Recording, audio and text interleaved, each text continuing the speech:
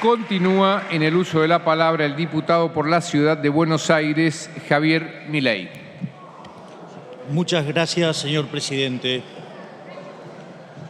Desde mi punto de vista, cuando se analizan las cuestiones vinculadas al sistema previsional, resulta clave tener en cuenta lo que ocurre con la relación entre los aportantes y los trabajadores pasivos, ya que la lógica del sistema recae sobre cómo evoluciona esa ecuación. En primer lugar, tenemos que decir que los sistemas de reparto tienen un grave problema que derivan de la transición demográfica. Si uno ordenara a la población por edades, donde ponen la base a los más jóvenes y a los adultos mayores en lo más alto, lo que va a ver es que ese sistema arranca con una pirámide y termina convirtiéndose en un tubo.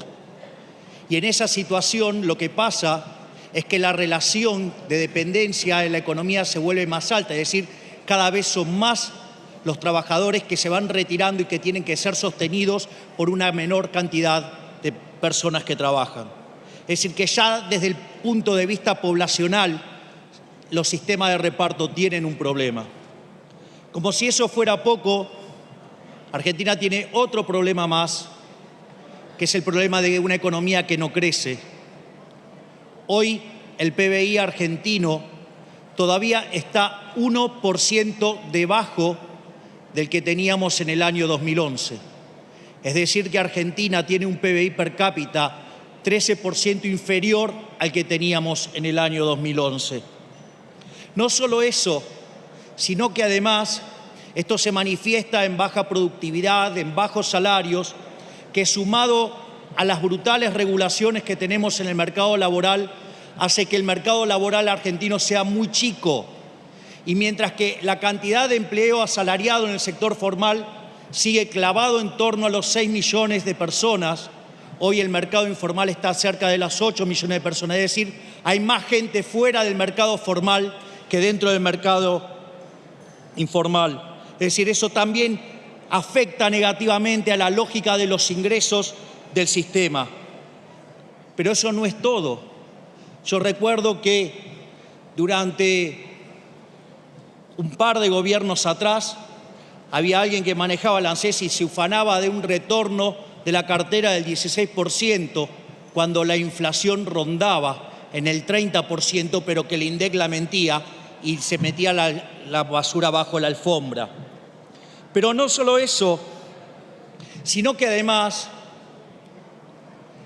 el Fondo de Garantía de Sustentabilidad se utiliza como una forma de financiar al fisco y por lo tanto está repleto de títulos de un deudor quebrado, porque Argentina es un deudor quebrado, porque para poder pagar la deuda se necesita tener un superávit primario fiscal positivo y acá seguimos dibujando con uno que es negativo. Por lo tanto, además tiene todos sus títulos en un pagador que es un defolteador serial. Por lo tanto, todo este descalabro, si además sumamos jubilados sin aporte, el sistema va a seguir generando mayor déficit fiscal. Y el déficit fiscal de alguna manera se va a pagar.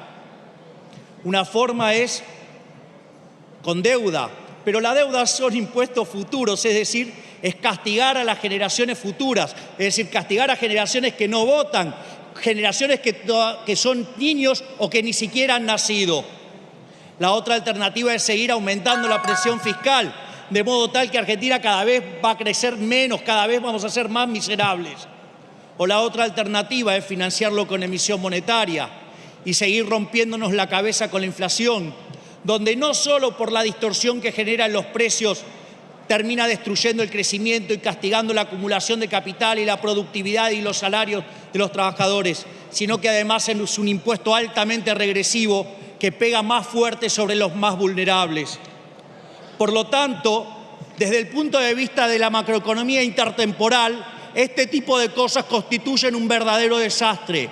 No solo porque es una estafa a los jubilados presentes, a los jubilados de hoy, sino que también es una estafa sobre las generaciones futuras, que hoy, digamos, los más jóvenes, los más chicos, se muestra un nivel de pobreza del 50%.